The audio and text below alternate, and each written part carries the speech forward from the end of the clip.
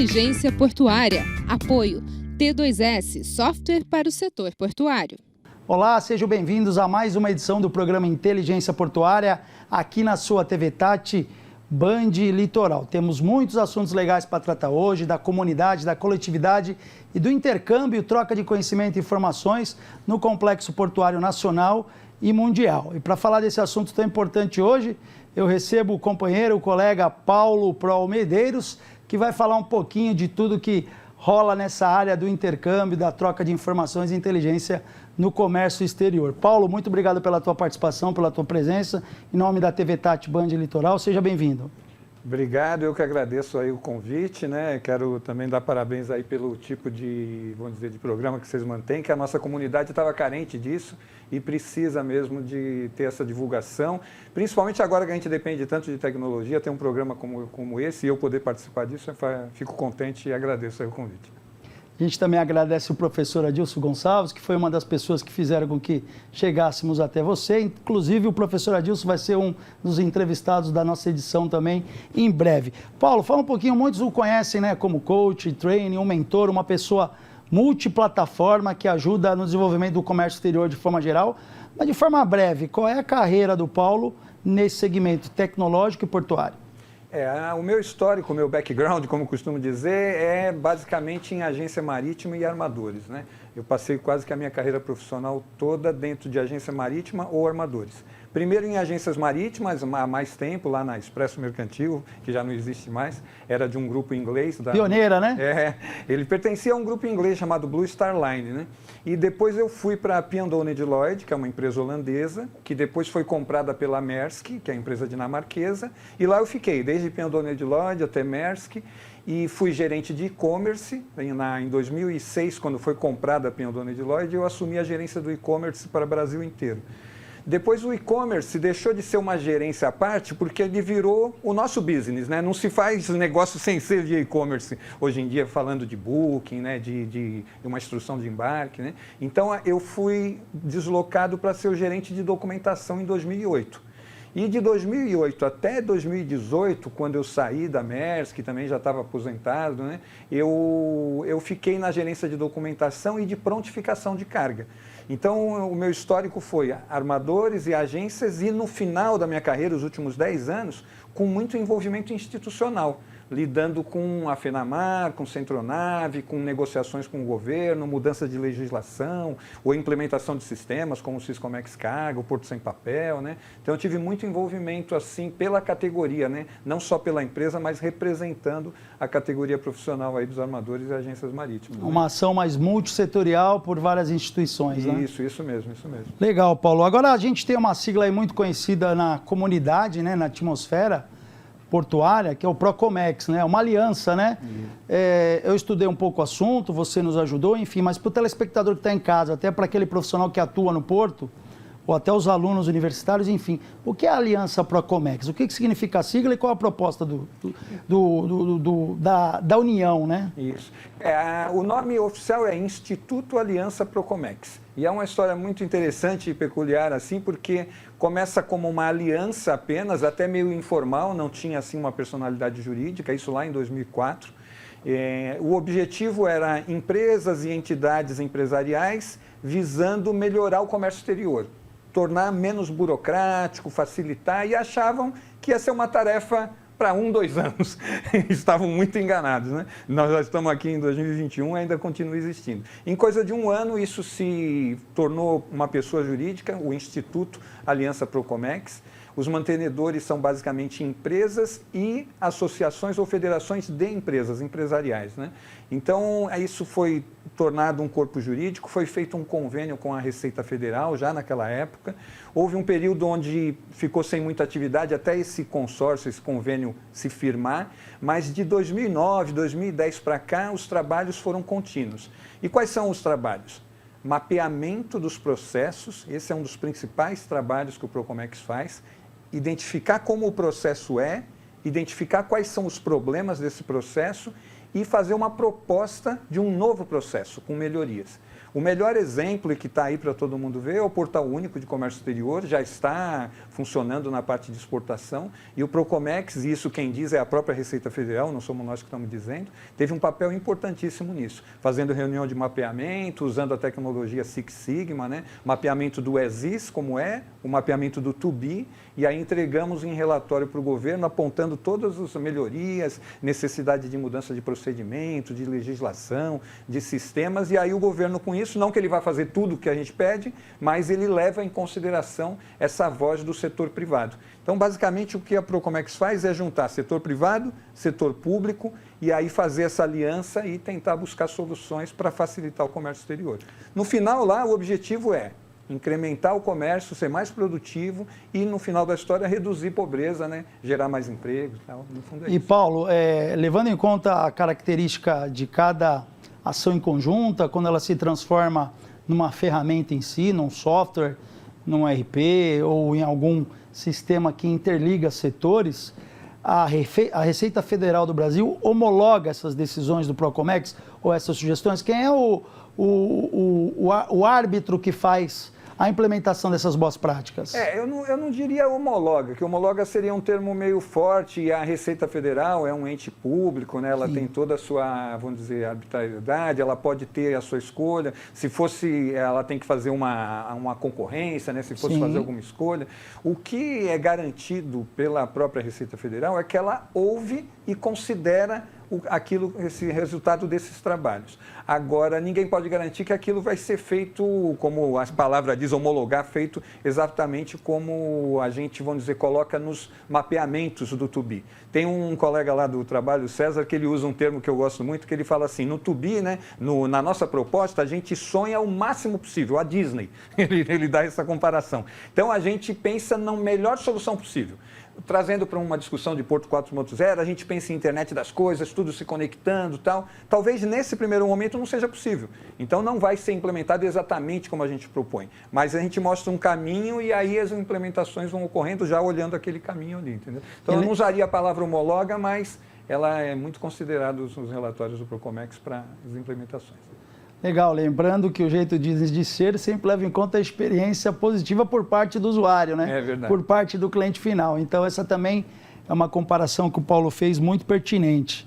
Agora, a gente tem aquele conceito do PCS, né? Do Porto Community System, né? O que tem a ver o PCS dentro dessa plataforma do Procomex? Explica isso para a gente. Vou falar já do PCS, só vou pegar um gancho que você falou do usuário antes. E esse é um dos pontos que eu diria principais dessa metodologia de mapeamento do Procomex, que é reunir a comunidade. E quando a gente fala reunir a comunidade, não é reunir a alta direção. A alta direção está envolvida no sentido de autorizar os seus funcionários da média gerência de participar ou não. E só que quem participa são aqueles que estão envolvidos na operação, que são os usuários, aqueles que conhecem o problema, sabem como é, onde está a dor, onde tem uma deficiência. Então a gente vai no detalhe do processo para saber onde que tem a dor, considerando isso aí que você falou, considerando o usuário. Foi importante esse ponto que você colocou. Mas falando do Port Community System, né, falar um pouco do conceito, aí depois a gente fala um pouquinho da realidade brasileira, né? O Port Community System, basicamente, o conceito é uma plataforma de dados que integra os atores de uma comunidade portuária, que esses atores vão compartilhar dados para receber dados também e assim tornar os seus processos mais eficientes e eficazes, né? E descrevendo assim, né, uma plataforma que recebe dados, a gente pode ser levado, principalmente os colegas da comunidade aqui portuária, alguns, podem pensar assim, pô, mas isso a gente já tem o portal único, já tem o Porto Sem Papel, que são sistemas que foram implementados, né?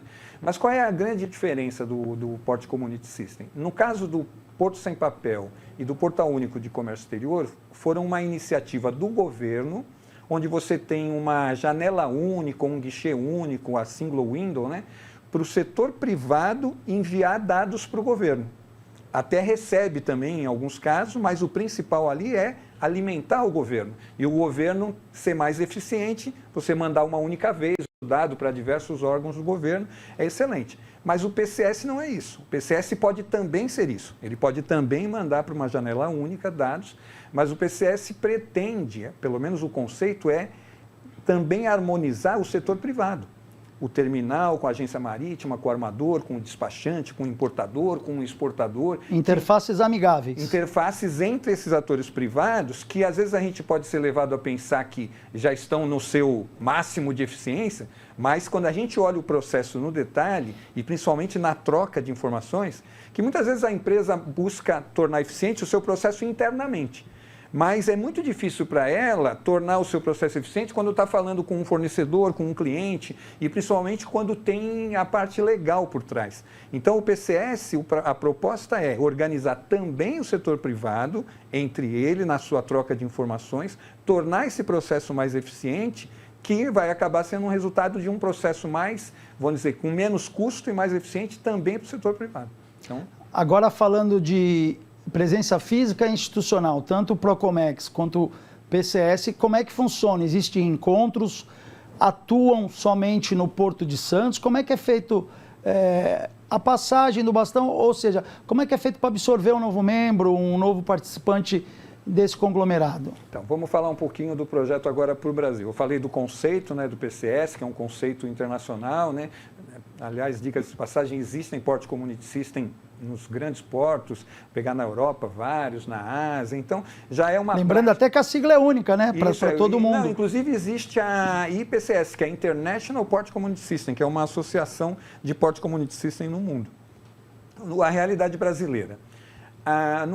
Agora já está completando 2 anos, mas no começo do ano passado, final de 2019, início de 2020, se iniciou esse projeto no qual o Procomex está inserido, com o financiamento do governo britânico. O governo britânico, através de um fundo de investimento, resolveu investir no Brasil, dentro do acordo de facilitação de comércio, para que se implementasse Port Community System no Brasil.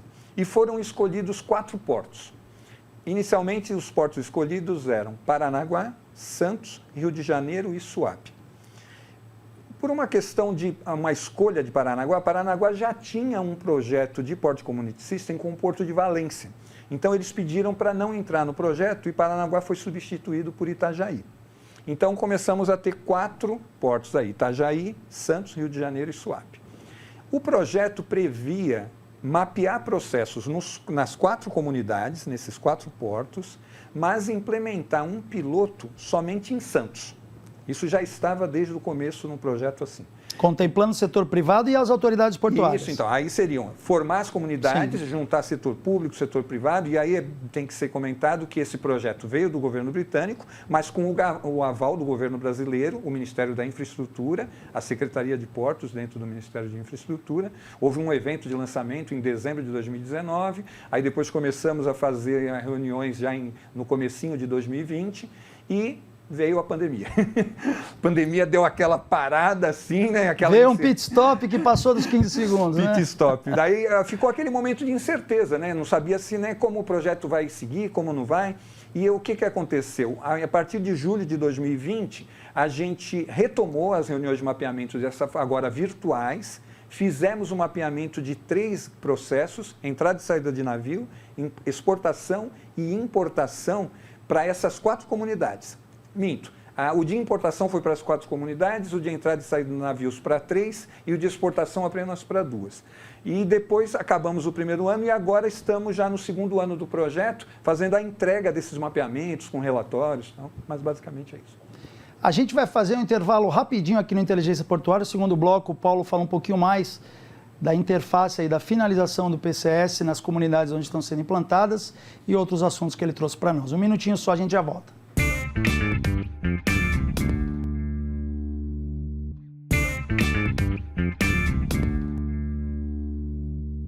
Voltamos com a Inteligência Portuária desta semana, recebendo o consultor em comércio exterior, Paulo Proll Medeiros.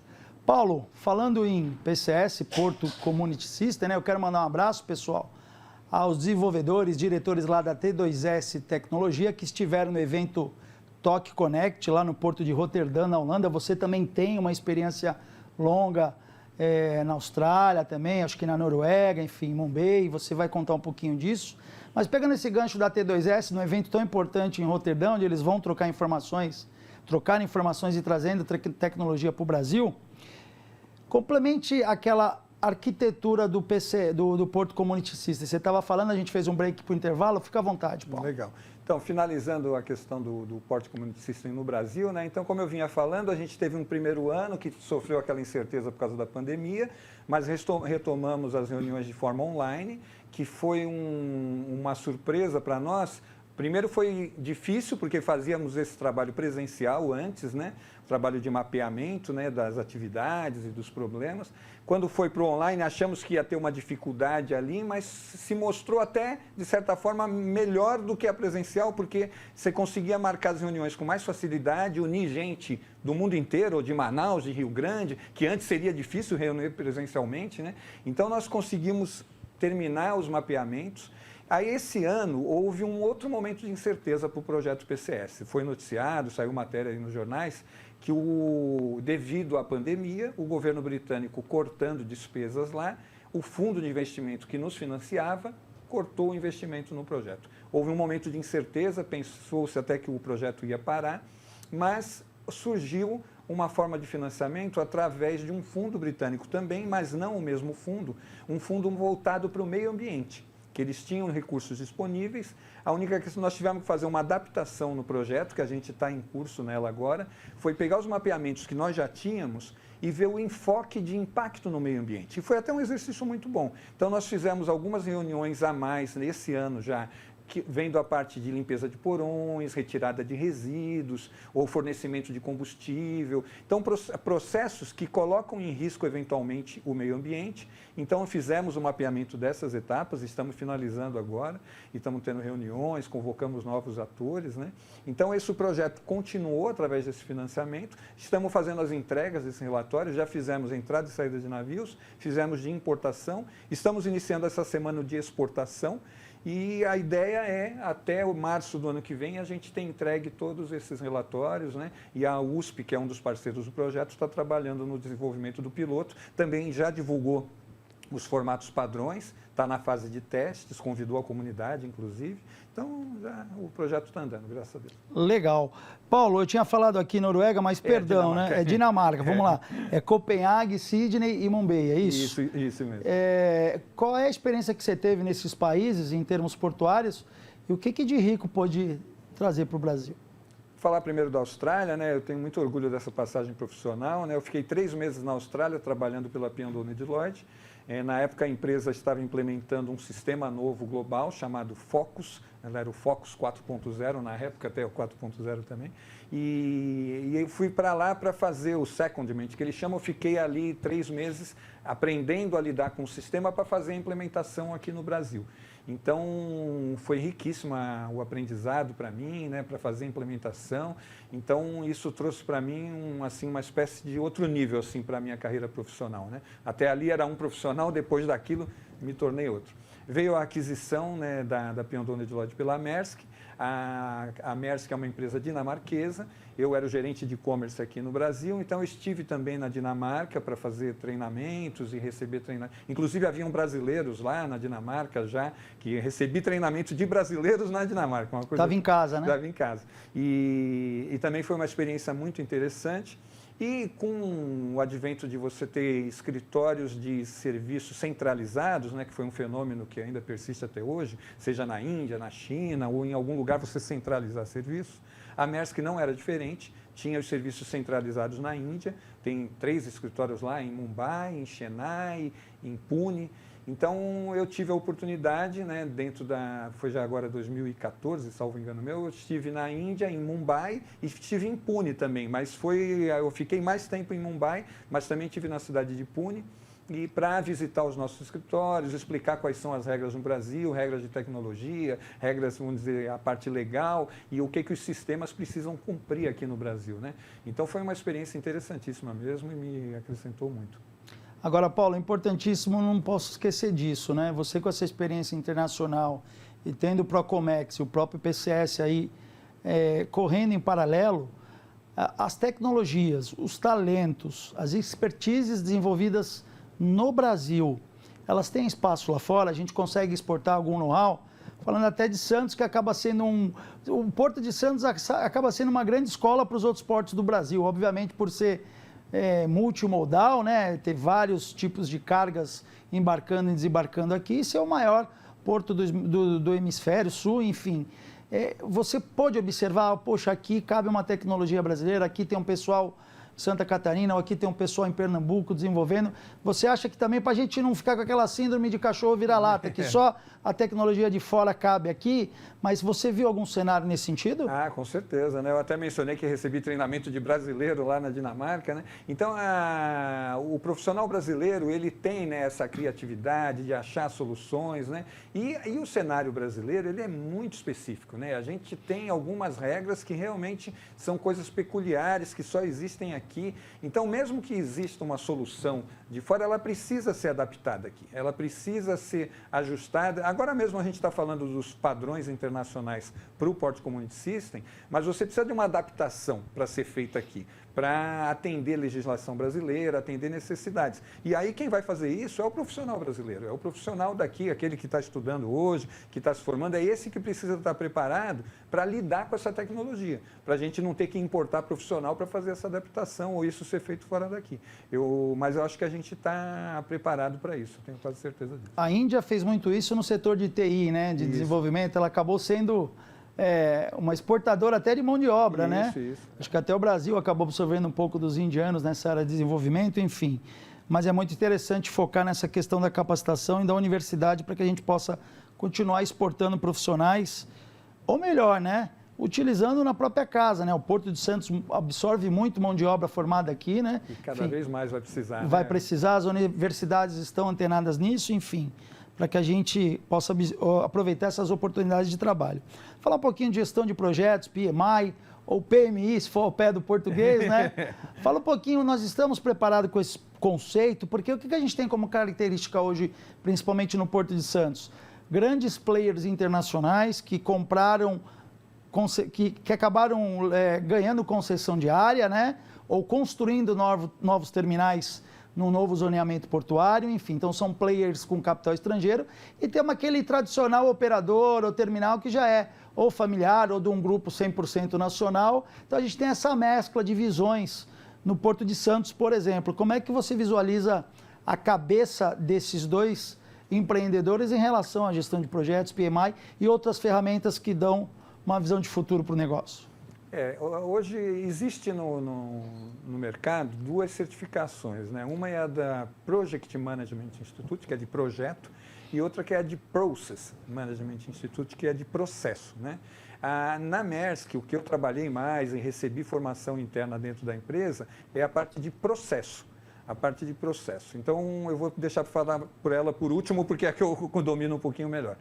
Na parte de projetos, o que eu diria é que hoje é quase que uma necessidade o profissional ter algum conhecimento do gerenciamento de projeto. Qualquer empresa de médio para grande porte que você entrar, vai usar os termos, vai exigir conhecimento de gerenciamento de projeto. Saber o que é um projeto, quais são os stakeholders, quem está envolvido, quem é o champion daquele projeto, você ter mitigação, né? Se isso não acontecer, como vamos mitigar esse problema? Então, esse gerenciamento de projeto, eu diria que hoje, o profissional que vai para o mercado precisa pelo menos ter um conhecimento básico disso. É que nem falavam do idioma, né? Que hoje em dia precisa ter pelo menos um inglês básico ali. Eu acho que conhecimento de projeto virou quase como uma ferramenta necessária. Não digo ser um certificado em project para ter que passar por exame, certificação, isso eu não digo.